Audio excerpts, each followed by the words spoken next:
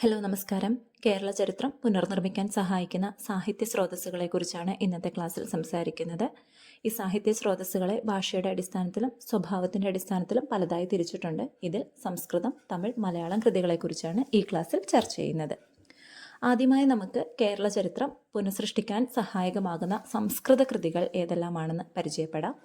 അതിൽ ഒന്നാം സ്ഥാനത്ത് നിൽക്കുന്നത് ഐതരേയ ആരണ്യകമാണ്. കേരള ചരിത്രത്തെക്കുറിച്ച് പരാമർശിക്കുന്ന ഏറ്റവും പഴക്കമുള്ള സംസ്കൃത കൃതിയാണ് ഐതരേയ ആരണ്യകം. നമ്മുടെ ഇതിഹാസങ്ങളായ രാമായണത്തിലും മഹാഭാരതത്തിലും കേരളത്തെക്കുറിച്ച് പരാമർശിക്കുന്നുണ്ട്. സീതയെ അന്വേഷിച്ചുള്ള യാത്രയിൽ സുഗ്രീവൻ ശിഷ്യന്മാരെ പല ഭാഗങ്ങളിലേക്കും അയച്ചു. അതിലൊരു സ്ഥലം കേരളമാണെന്ന് രാമായണത്തിൽ പറയുമ്പോൾ, കുരുക്ഷേത്ര യുദ്ധത്തിൽ കേരളത്തിലെ ഒരു രാജാവ് സൈന്യത്തെ അയച്ച് സഹായിച്ചിരുന്നതായി മഹാഭാരതത്തിലും പറയുന്നു. കേരളത്തെക്കുറിച്ച് പരാമർശമുള്ള മറ്റൊരു പ്രധാനപ്പെട്ട ഗ്രന്ഥമാണ് കൗടില്യൻ്റെ അർത്ഥശാസ്ത്രം. അർത്ഥശാസ്ത്രത്തിൽ പേളുകൾ ധാരാളമായി ലഭ്യമാകുന്ന ചൂർണി നദിയെക്കുറിച്ച് പരാമർശിക്കുന്നുണ്ട്. ചൂർണി നദി പെരിയാർ നദിയുടെ പഴയ പേരാണ്. ചില പുരാണങ്ങളും കേരളത്തെക്കുറിച്ച് പരാമർശിക്കുന്നുണ്ട്. അവയിൽ പ്രധാനപ്പെട്ടവയാണ് വായുപുരാണം, മത്സ്യപുരാണം, പത്മപുരാണം, സ്കന്ദപുരാണം, മാർക്കണ്ഡേയ പുരാണം എന്നിവ. ഇതുകൂടാതെ കാത്യായനൻ്റെയും പാണിനിയുടെയും രചനകളിൽ കേരളത്തെക്കുറിച്ച് പരാമർശമുള്ളതായി A survey of Kerala history എന്ന പുസ്തകത്തിൽ എ ശ്രീധരമേനോൻ അഭിപ്രായപ്പെടുന്നുണ്ട്. പാണിനി കേരളം എന്ന പേര് എടുത്തു പറഞ്ഞിട്ടില്ലെങ്കിൽ പോലും കേരളത്തിൻ്റെ ഭൂസവിശേഷതകളെക്കുറിച്ച് വിവരിക്കുന്നതായി ഇദ്ദേഹം പറയുന്നു. കേരളത്തെക്കുറിച്ച് മനസ്സിലാക്കാൻ സഹായിക്കുന്ന മറ്റൊരു പ്രധാനപ്പെട്ട സംസ്കൃത കാവ്യമാണ് കാളിദാസന്റെ രഘുവംശം. AD 4-ാം നൂറ്റാണ്ടിലാണ് ഈ കൃതി രചിക്കപ്പെട്ടത്. കേരളത്തെക്കുറിച്ചുള്ള മനോഹരമായ വർണ്ണനകൾ ഉൾക്കൊള്ളുന്ന ഈ കൃതി AD 4-ാം നൂറ്റാണ്ടിൽ തന്നെ നോർത്ത് ഇന്ത്യയിൽ കേരളം എന്നൊരു പ്രദേശം സുപരിചിതമായിരുന്നു എന്ന തെളിവുകൾ നൽകുന്നുണ്ട്. കുലശേഖര വംശത്തെക്കുറിച്ച് പ്രധാനപ്പെട്ട വിവരങ്ങൾ നൽകുന്ന രണ്ട് സംസ്കൃത നാടകങ്ങളാണ് തപതി സംവരണവും സുഭദ്രാ ധനഞ്ജയവും. കുലശേഖര രാജാവായിരുന്ന കുലശേഖര ആൾവാർ തന്നെയാണ് ഈ സംസ്കൃത നാടകങ്ങളുടെ രചയിതാവ്. നാടകങ്ങൾ സ്റ്റേറ്റ് ചെയ്യുന്നത് എന്താണെന്ന് വെച്ചാൽ, നാടകത്തിൻ്റെ കർത്താവ് കേരളത്തിലെ ഒരു രാജാവായിരുന്നു എന്നും അദ്ദേഹത്തിൻ്റെ തലസ്ഥാനം മഹോദയപുരമാണ് എന്നുമുള്ള തെളിവുകളാണ്. അതുപോലെ തന്നെ കുലശേഖര വംശത്തിൻ്റെ ചരിത്ര വസ്തുതകൾ മനസ്സിലാക്കാൻ സഹായിക്കുന്ന ഒരു സംസ്കൃത കൃതിയാണ് യമക കാവ്യങ്ങൾ. കുലശേഖരൻ്റെ സദസ്യനായിരുന്ന വാസുദേവ ഭട്ടതിരിയാണ് ഈ കൃതിയുടെ രചയിതാവ്. ചേര സാമ്രാജ്യത്തെക്കുറിച്ച്, പ്രത്യേകിച്ച് ചേരവംശത്തിൻ്റെ കാലഗണനയെക്കുറിച്ച് വലിയ വിവരങ്ങൾ നൽകുന്ന ഒരു കൃതിയാണ് ശങ്കരനാരായണീയം. ചേര രാജാവായ സ്ഥാനുരവിയുടെ കൊട്ടാരത്തിലെ സദസ്യനും അതുപോലെ പ്രസിദ്ധനായൊരു ജ്യോതിശാസ്ത്രജ്ഞനുമായ ശങ്കരനാരായണനാണ് ഈ കൃതി എഴുതിയത്. AD 869 ഈ കൃതി രചിക്കപ്പെട്ടത്.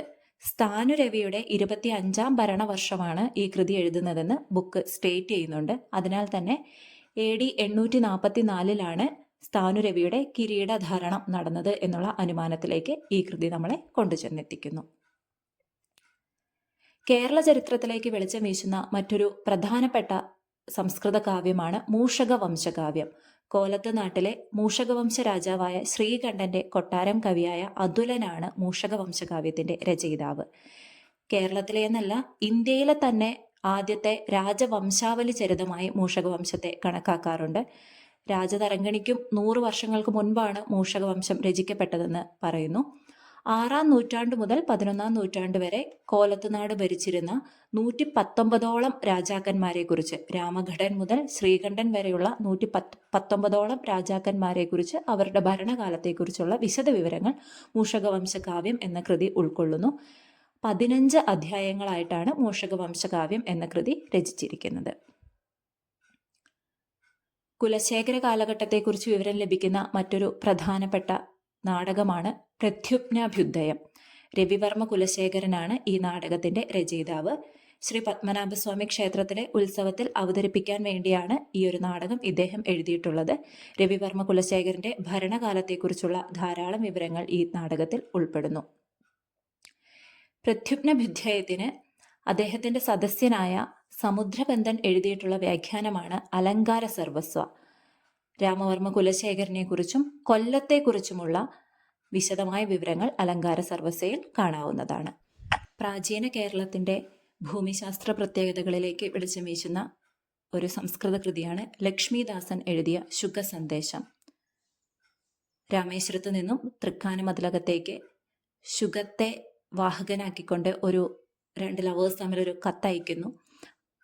ആ കത്തുമായിട്ടുള്ള ശുഗത്തിൻ്റെ പര്യടനത്തിനിടയ്ക്ക് പല സ്ഥലങ്ങളും കാണുന്നു.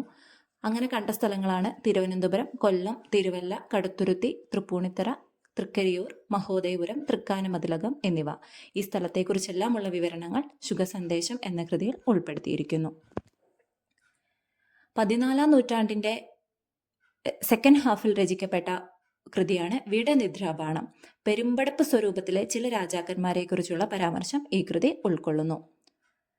പെരുമ്പടപ്പ് സ്വരൂപത്തെക്കുറിച്ചും അതിലുപരി ഓടനാട് രാജവംശത്തെക്കുറിച്ചും കൃത്യമായ വിവരങ്ങൾ നൽകുന്ന ഒരു പുസ്തകമാണ് ദാമോദര ചാക്യാർ എഴുതിയിട്ടുള്ള ശിവവിലാസം.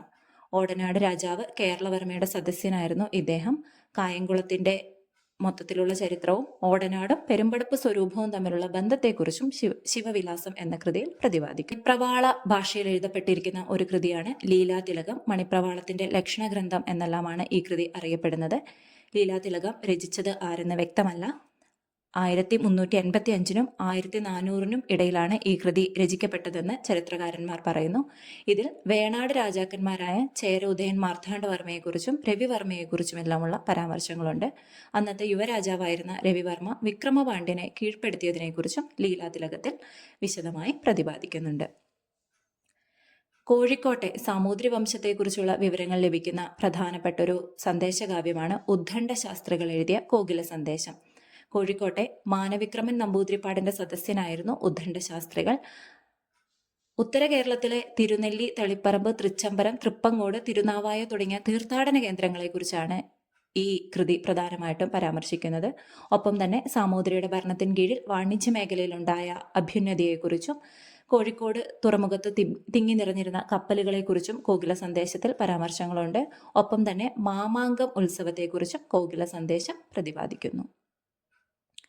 15-16 നൂറ്റാണ്ടുകളിലെ കേരളത്തിന്റെ ചരിത്രവും ഭൂമിശാസ്ത്രവും വ്യക്തമാക്കാൻ നമ്മളെ സഹായിക്കുന്ന മറ്റ് ചില കൃതികളാണ് ഉദയൻ എഴുതിയിട്ടുള്ള മയൂരദൂതും നാരായണൻ എഴുതിയ ശുഭാംഗ്യ സന്ദേശവും. മധ്യകാല കൊച്ചിയുടെ ചരിത്രം മനസ്സിലാക്കാൻ സഹായിക്കുന്ന 2 സംസ്കൃത നാടകങ്ങളാണ് രാമവർമ്മ വിലാസവും രത്നക്കേട്ടുടേയും. പ്രൊനൗൺസിയേഷൻ കറക്റ്റ് ആണോ എന്നറിയില്ല. ബാലകവിയാണ് ഈ നാടകങ്ങളുടെ രചയിതാവ്. പോർച്ചുഗീസ് കാലഘട്ടത്തിലെ കൊച്ചി രാജാവായിരുന്ന കേശവവർമ്മ രാജാവിൻ്റെ വീരചരിതങ്ങളാണ് ഈ നാടകങ്ങൾ ഉൾക്കൊള്ളുന്നത്. 17-ാം നൂറ്റാണ്ടിൽ വാസുദേവൻ എഴുതിയൊരു കൃതിയാണ് ഭ്രമര സന്ദേശം. തിരുവനന്തപുരത്ത് നിന്ന് തൻ്റെ കാമുകിക്ക് തേനീച്ച വഴി കോട്ടക്കലിലേക്ക് സന്ദേശം അയക്കുന്നതാണ് ഭ്രമര സന്ദേശത്തിൻ്റെ ഇതിവൃത്തം. ഇതിലും മുൻപ് സൂചിപ്പിച്ചതുപോലെ പോകുന്ന വഴിയിലുള്ള പല പല സ്ഥലങ്ങളെക്കുറിച്ചുള്ള വിവരണങ്ങളുണ്ട്. പ്രധാനമായും തിരുവനന്തപുരം, കൊല്ലം, അമ്പലപ്പുഴ, കുമരനെല്ലൂർ, വൈക്കം, തൃപ്പൂണിത്തുറ, ഇരിങ്ങാലക്കുട, തൃശൂർ, തിരുനാവായ തുടങ്ങിയ സ്ഥലങ്ങളെക്കുറിച്ചാണ് പരാമർശിക്കുന്നത്. മാമാങ്കം ഉത്സവത്തെക്കുറിച്ചും ഭ്രമര സന്ദേശം പ്രതിപാദിക്കുന്നു. മാർത്താണ്ഡവർമ്മയുടെ ഭരണവുമായി ബന്ധപ്പെട്ട് എഴുതപ്പെട്ട ഒരു കൃതിയാണ് ബാലമാർത്താണ്ഡ വിജയം. ദേവരാജനാണ് ഈ കൃതി എഴുതിയിരിക്കുന്നത്. മാർത്താണ്ഡവർമ്മയുടെ ഭരണ നൈപുണ്യത്തെക്കുറിച്ചും അതുപോലെ തൃപ്പടിദാനത്തെക്കുറിച്ചും ബാലമാർത്താണ്ഡ വിജയത്തിൽ പരാമർശിക്കുന്നു. തിരുവിതാംകൂറിലെ ധർമ്മരാജയുടെ കൊട്ടാരം കവിയായ സുബ്രഹ്മണ്യൻ എഴുതിയ ഒരു കൃതിയാണ് പത്മനാഭ വിജയം. ധർമ്മരാജയെക്കുറിച്ചും തിരുവനന്തപുരത്തിൻ്റെയും പത്മനാഭപുരത്തിൻ്റെയും മഹിമയെക്കുറിച്ചുമെല്ലാം പത്മനാഭ വിജയം എന്ന കൃതി പ്രതിപാദിക്കുന്നു. ധർമ്മരാജയുമായി ബന്ധപ്പെട്ട് ഒട്ടേറെ രചനകൾ ഉണ്ടായിട്ടുണ്ട്. അതിൽ പ്രധാനപ്പെട്ട ചിലതാണ് സദാശിവ ദീക്ഷിതർ എഴുതിയ രാമവർമ്മ യശോഭൂഷണം, അശ്വതി തിരുനാൾ എഴുതിയ വാഞ്ചി മഹാരാജസ്തവം, കല്യാണ സുബ്രഹ്മണ്യൻ എഴുതിയ അലങ്കാരഭൂഷണം, വെങ്കട സുബ്രഹ്മണ്യൻ എഴുതിയ വസുലക്ഷ്മി കല്യാണം, ചാതക സന്ദേശം മുതലായവ. ചാതക സന്ദേശം എന്ന കൃതിയെക്കുറിച്ച് ധർമ്മരാജാവുമായി ബന്ധപ്പെട്ടാണെന്ന് മുൻപേ പറഞ്ഞു കഴിഞ്ഞു. ചാതക സന്ദേശത്തിൻ്റെ ഓതർ ആരാണ് എന്നുള്ളതിനെക്കുറിച്ച് അറിവില്ല. ഈ കൃതി തിരുവിതാംകൂർ ചരിത്രത്തിൻ്റെ പ്രധാനപ്പെട്ട ചില വസ്തുതകൾ നമുക്ക് മനസ്സിലാക്കി തരുന്നു. തിരുവിതാംകൂറിൻ്റെ തലസ്ഥാനം പത്മനാഭപുരത്ത് നിന്ന് തിരുവനന്തപുരത്തേക്ക് മാറ്റിയതിനെക്കുറിച്ചുള്ള വിവരങ്ങൾ ചാതക സന്ദേശമാണ് നമുക്ക് പറഞ്ഞു തന്നത്. 1790 ശേഷം കവി ധർമ്മരാജാവിനെ തിരുവനന്തപുരത്ത് വെച്ച് കണ്ടുമുട്ടിയതിനെക്കുറിച്ച് പറയുമ്പോൾ ഈ ഒരു കാലഘട്ടത്തിൽ ധർമ്മരാജാവിൻ്റെ അവസാന വർഷങ്ങളിലാവാം തലസ്ഥാന മാറ്റം നടന്നതെന്ന അനുമാനത്തിലേക്ക് ഈ വിവരണം നമ്മെ കൊണ്ടുചെന്നെത്തിക്കുന്നു. ഒപ്പം തന്നെ തിരുവിതാംകൂറിലെയും പരിസര പ്രദേശങ്ങളിലെയും പ്രധാനപ്പെട്ട പട്ടണങ്ങളെക്കുറിച്ചും ചാതക സന്ദേശം വിവരങ്ങൾ നൽകുന്നുണ്ട്. ധർമ്മരാജാവ് തന്നെ രചിച്ച മറ്റൊരു കൃതിയാണ് ബാലരാമഭരതം. തൃപ്പടിദാനത്തെക്കുറിച്ചും നഗരത്തിൻ്റെ വിവിധ ഭാഗങ്ങളെക്കുറിച്ചുമുള്ള വർണ്ണനകൾ ഉൾക്കൊള്ളുന്ന ഒരു നാട്യശാസ്ത്ര ഗ്രന്ഥമാണ് ബാലരാമഭരതം. അടുത്തതായി കേരള ചരിത്രത്തെക്കുറിച്ച് മനസ്സിലാക്കാൻ സഹായിക്കുന്ന മലയാളം കൃതികളാണ് പരിചയപ്പെടുന്നത്. മലയാളം കൃതികൾ എന്ന് പറയുമ്പോൾ പൂർണ്ണമായും മലയാളത്തിൽ രചിച്ചവ ആവണമെന്നില്ല. മണിപ്രവാള ഭാഷയിലും അറബി മലയാളത്തിലുമെല്ലാമുള്ള ചില കൃതികളാണ് ഈ ഭാഗത്ത് ഉൾപ്പെടുത്തിയിരിക്കുന്നത്. CE 9-ാം നൂറ്റാണ്ട് അല്ലെങ്കിൽ AD 9-ാം നൂറ്റാണ്ട് മുതലാണ് മലയാളം തമിഴിൽ നിന്ന് വ്യത്യസ്തമായ ഒരു ഭാഷയായി തീർന്നത്. എങ്കിലും പിന്നീട് 2-3 നൂറ്റാണ്ടുകൾക്ക് ശേഷം മാത്രമാണ് ശുദ്ധ മലയാളത്തിലുള്ള കൃതികളൊക്കെ രചിക്കപ്പെട്ടിട്ടുള്ളൂ. 14-ാം നൂറ്റാണ്ടിൽ മലയാളവും സംസ്കൃതവും ഇടകലർത്തി മണിപ്രവാള കൃതികൾ ധാരാളമായി രചിക്കപ്പെട്ടിരുന്നു. ചമ്പുക്കളും സന്ദേശകാവ്യങ്ങളും മണിപ്രവാള കാവ്യങ്ങളിൽ പ്രധാനപ്പെട്ടവയാണ്. അപ്പോൾ ഈ മണിപ്രവാള കാവ്യങ്ങളും ചില മലയാളം കാവ്യങ്ങളുമെല്ലാം കേരള ചരിത്രത്തിൻ്റെ ചില വിവരങ്ങൾ നമുക്ക് പറഞ്ഞു തരുന്നുണ്ട്. അതെന്തെല്ലാമാണെന്ന് നോക്കാം. അതിൽ ആദ്യമായി മനസ്സിലാക്കുന്നത് രാമചരിതത്തെക്കുറിച്ചാണ്. ആദ്യത്തെ മലയാള കൃതി എന്ന് വിശേഷിപ്പിക്കപ്പെടുന്ന രാമചരിതമാണ്. 12-ാം നൂറ്റാണ്ടിലാണ് ഇത് എഴുതപ്പെട്ടത്. ചീരാമ കവിയാണ് രാമചരിതത്തിൻ്റെ രചയിതാവ്.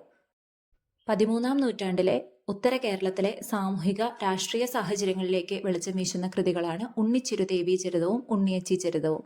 ഉണ്ണിച്ചിരുദേവി, ഉണ്ണിയച്ചി തുടങ്ങിയ ദേവദാസികളുടെ കഥകളിലൂടെ സാമൂഹികവും രാഷ്ട്രീയവുമായ വിവരങ്ങളും ഈ കൃതികൾ പങ്കുവയ്ക്കുന്നു. മറ്റൊരു പ്രധാനപ്പെട്ട മലയാളം കൃതിയാണ് അനന്തപുര വർണ്ണനം. 14-ാം ശതകത്തിൻ്റെ 2-ാം പകുതിയിൽ നിലനിന്നിരുന്ന തിരുവനന്തപുരം നഗരത്തെക്കുറിച്ചുള്ള വർണ്ണനയാണ് അനന്തപുര വർണ്ണനം എന്ന കൃതിയിൽ ഉൾപ്പെടുത്തിയിരിക്കുന്നത്. 14-ാം നൂറ്റാണ്ടിൻ്റെ സെക്കൻഡ് ഹാഫിൽ രചിക്കപ്പെട്ട മറ്റൊരു പ്രധാനപ്പെട്ട കൃതിയാണ് ഉണ്ണുനീലി സന്ദേശം. തിരുവനന്തപുരം മുതൽ കടത്തുരുത്തി വരെയുള്ള പ്രദേശങ്ങളുടെ രാഷ്ട്രീയ ഭൂമിശാസ്ത്രം ഈ കൃതിയിൽ വിവരിക്കുന്നുണ്ട്.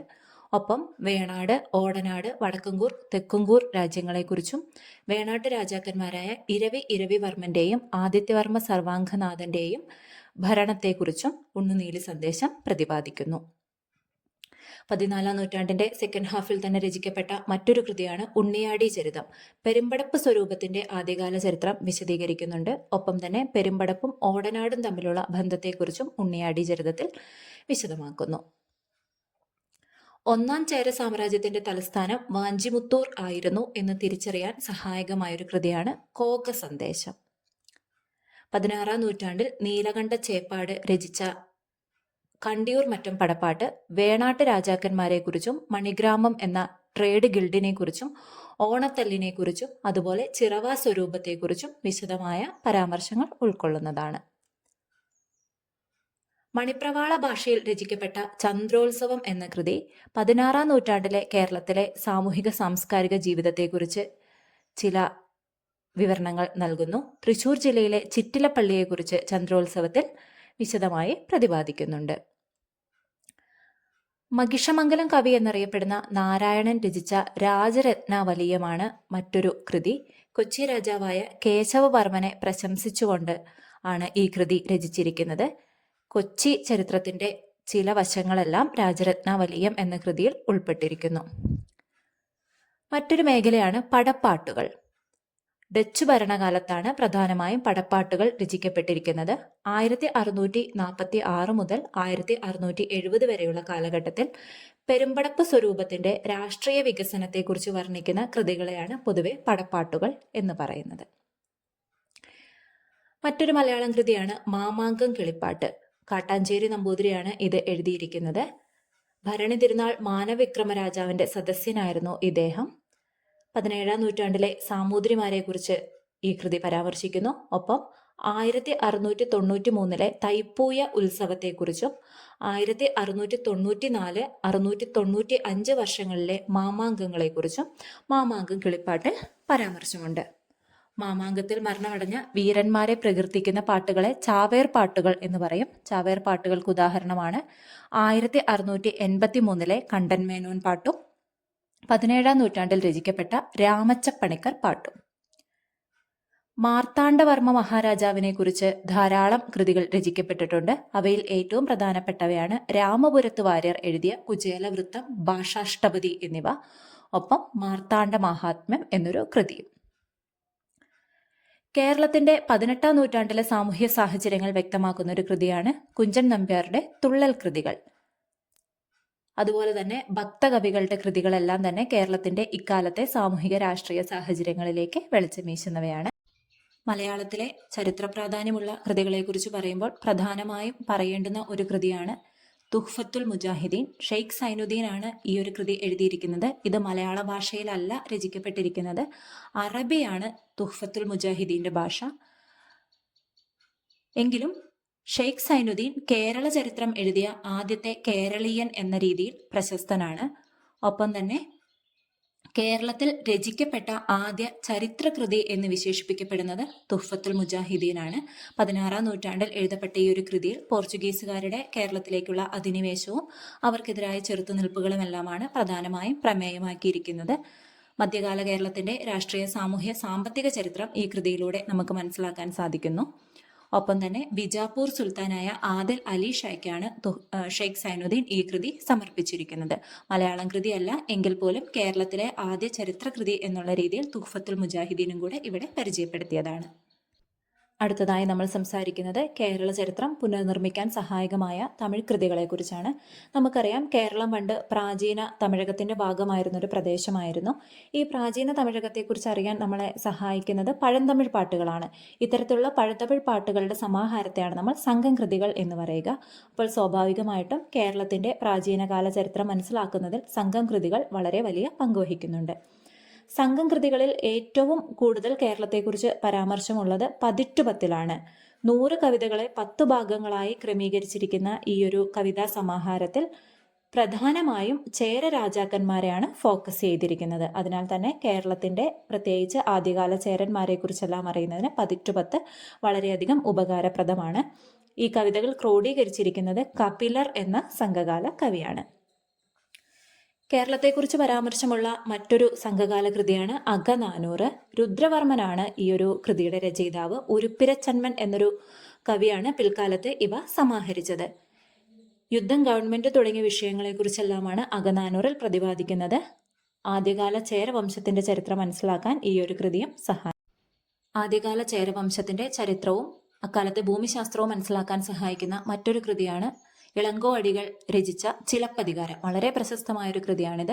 സംഘകാലാനന്തരമാണ് ഈ ഒരു കൃതി രചിക്കപ്പെട്ടത്. തമിഴ് ഇലിയഡ് എന്നെല്ലാം ഇത് വിശേഷിപ്പിക്കപ്പെടുന്നുണ്ട്. ചേര രാജാവായ ചെങ്കുട്ടുവന്റെ സഹോദരനാണ് ഇളങ്കോ അടികളെന്നും ചേര രാജാവായ ചെങ്കുട്ടുവന്റെ സദസ്യനായിരുന്നു ഇളങ്കോ അടികൾ എന്ന് വിശ്വസിക്കുന്ന ചരിത്രകാരന്മാരുണ്ട്. എങ്ങനെയാണെങ്കിലും ഇക്കാലത്തെ ചേരവംശത്തിന്റെ ചരിത്രം അല്ലെങ്കിൽ അതുപോലെ ഭൂമിശാസ്ത്രം എല്ലാം മനസ്സിലാക്കാൻ ചിലപ്പതികാരം എന്നുള്ള കൃതി നമ്മെ വളരെയധികം സഹായിക്കുന്നുണ്ട്. ചേരന്മാരെക്കുറിച്ചും അവരുടെ തലസ്ഥാനമായ വാഞ്ചിയെക്കുറിച്ചും പരാമർശിക്കുന്ന സംഘകാലാനന്തര ഗ്രന്ഥമാണ് മുത്തൊള്ളായിരം. AD 800-ലാണ് ഈ ഒരു കൃതി രചിക്കപ്പെട്ടതെന്ന് കരുതുന്നു. ഓണത്തെക്കുറിച്ച് പരാമർശിക്കുന്ന ഒരു സംഘകാല കൃതിയാണ് മാങ്കുടി മരുതൻ എഴുതിയിട്ടുള്ള മധുരൈ കാഞ്ചി. 2-ാം ചേരവംശത്തെക്കുറിച്ച് അല്ലെങ്കിൽ കുലശേഖര വംശത്തെക്കുറിച്ച് നിർണായക വിവരങ്ങൾ ലഭിക്കുന്ന ഒരു കൃതിയാണ് കുലശേഖര ആൾവാർ എഴുതിയ പെരുമാൾ തിരുമൊഴി. കുലശേഖര ആൾവാർ 2-ാം ചേരവംശത്തിന്റെ സ്ഥാപകനായാണ് കണക്കാക്കപ്പെടുന്നത്. അപ്പോൾ അദ്ദേഹത്തിന്റെ ഈ ഒരു കൃതി അക്കാലത്തെ ചേരവംശത്തെക്കുറിച്ച് വളരെ വിലപ്പെട്ട വിവരങ്ങളാണ് നമുക്ക് പകർന്നു നൽകുന്നത്. ഇക്കാലത്ത് രചിക്കപ്പെട്ട മറ്റൊരു കൃതിയാണ് തിരുവായ്മൊഴി. നമ്മളവർ അല്ലെങ്കിൽ ശതകൊപ്പ എന്നറിയപ്പെടുന്ന കവിയാണ് തിരുവായ്മൊഴി എഴുതിയിട്ടുള്ളത്. 9-ാം നൂറ്റാണ്ടിലെ കേരളത്തിലെ വൈഷ്ണവ ക്ഷേത്രങ്ങളെക്കുറിച്ചാണ് തിരുവായ്മൊഴിയിൽ പരാമർശങ്ങളുള്ളത്. മറ്റൊരു പ്രധാനപ്പെട്ട തമിഴ് കൃതിയാണ് സെക്കുലർ എഴുതിയിട്ടുള്ള പെരിയ പുരാണം. ചേരമാൻ പെരുമാൾ നായനാരെക്കുറിച്ചും സുന്ദരമൂർത്തി നായനാരുമൊത്ത് അദ്ദേഹം നടത്തിയ തീർത്ഥാടനത്തെക്കുറിച്ചും പെരിയ പുരാണത്തിൽ പരാമർശിക്കുന്നു. അതുപോലെ ചേരന്മാരുടെ തലസ്ഥാനമായ തിരുവാഞ്ചിക്കുളത്തെക്കുറിച്ചും പെരിയ പുരാണത്തിൽ പരാമർശിക്കുന്നുണ്ട്. 12-ാം നൂറ്റാണ്ടിൽ രചിക്കപ്പെട്ട മറ്റൊരു തമിഴ് കൃതിയാണ് തക്കായ ഗപ്പരണി. ഒറ്റക്കുത്തനാണ് ഇതിന്റെ രചയിതാവ്. വാഞ്ചിയിൽ നിന്ന് മാക്കോട്ട അല്ലെങ്കിൽ മഹോദയപുരത്തേക്ക് ചേര രാജാക്കന്മാർ തലസ്ഥാനം മാറ്റിയതിനെക്കുറിച്ചുള്ള സൂചനകൾ നൽകുന്ന ഒരു കൃതിയാണ് തക്കായ ഗപ്പരണി. പ്രാചീന കാലത്ത് രചിക്കപ്പെട്ട 2 പ്രണയ കവിതകളാണ് കുറുന്തൊകയും നാട്ടിണയും. കുറുന്തൊകൈ 401 കവിതകളുടെയും നാട്ടിണൈ 400 കവിതകളുടെയും ഒരു സമാഹാരമാണ്. ഇതിലും ആദ്യകാല കേരളത്തെക്കുറിച്ചുള്ള ചില വിവരങ്ങളെല്ലാം ഉൾപ്പെടുന്നു. അപ്പോൾ ഇതൊക്കെയാണ് പ്രധാനമായും കേരളത്തെക്കുറിച്ച് വിവരങ്ങൾ നൽകുന്ന പ്രധാനപ്പെട്ട തമിഴ് കൃതികൾ. കേരള ചരിത്രം പുനർനിർമ്മിക്കാൻ സഹായിക്കുന്ന സാഹിത്യ സ്രോതസ്സുകൾ എന്നുള്ള വിഷയം വലിയ എക്സ്പ്ലനേഷന് സ്കോപ്പുള്ള ഒരു വിഷയമൊന്നുമല്ല. അതുകൊണ്ട് തന്നെ പ്രധാനപ്പെട്ട വിവരങ്ങൾ അല്ലെങ്കിൽ കൃതികളെല്ലാം ഉൾപ്പെടുത്തി വളരെ വേഗത്തിൽ അവതരിപ്പിച്ച് പോവുകയാണ് ചെയ്തിട്ടുള്ളത്. എന്തെങ്കിലും സംശയങ്ങളുണ്ടെങ്കിൽ അല്ലെങ്കിൽ മറ്റെന്തെങ്കിലും അഡീഷണൽ വിവരങ്ങളുണ്ടെങ്കിൽ നിർദ്ദേശങ്ങളുണ്ടെങ്കിൽ കമൻറ്റ് ബോക്സിൽ അറിയിക്കാം. മറ്റൊരു വീഡിയോയിൽ കാണാം. താങ്ക്